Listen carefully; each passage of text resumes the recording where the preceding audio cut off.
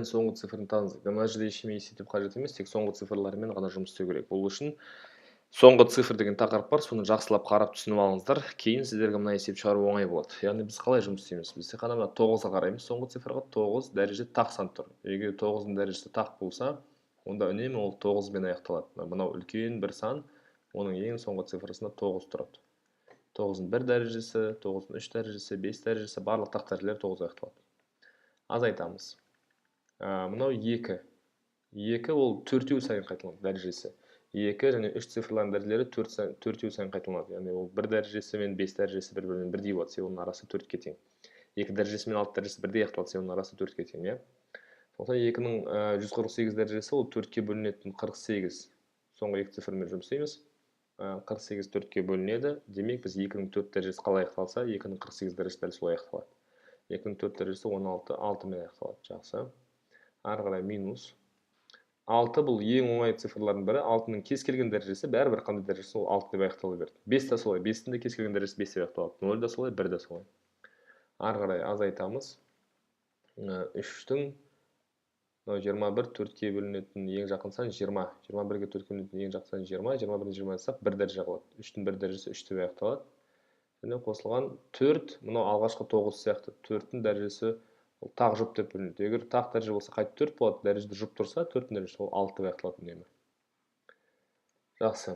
Яғни біз 9-ға аяқталатын саннан 6-ға аяқталатын санды азайтамыз, одан тағы да 6-ға аяқталатын санды азайтамыз, одан 3-ге аяқталатын санды азайтамыз, сосын 6-ға аяқталатын санды қосамыз.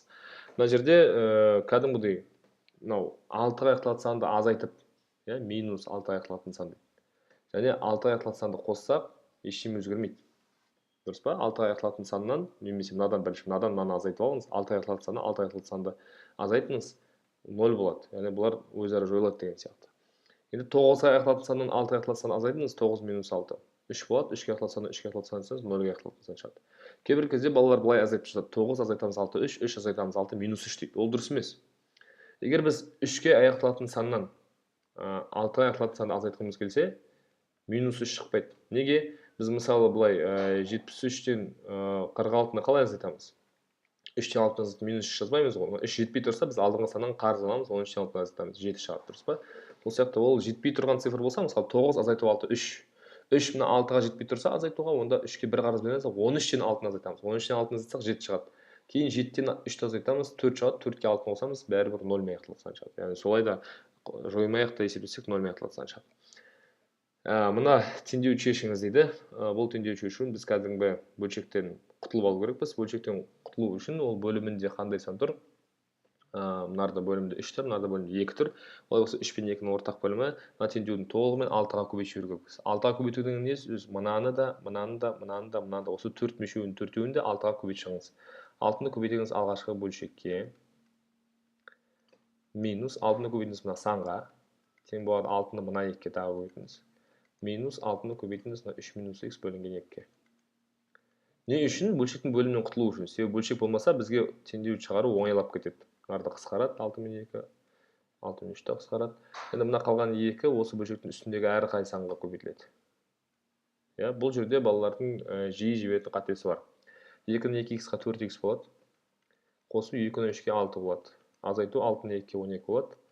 6-ны 2-ке 12. Және мына минусқа балалар мұқият мән бермейді. Мына минус ол мына 3-тікі, демек оның алды минус. Олай болса ол қазір мынаны көбейткенде, мынағанда көбейткенде, мына x-ның алдағы минусты плюсқа өзгертіп жібереді.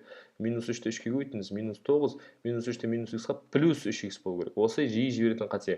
Жоғары сынып оқушылардың да осы қатені ескермейді.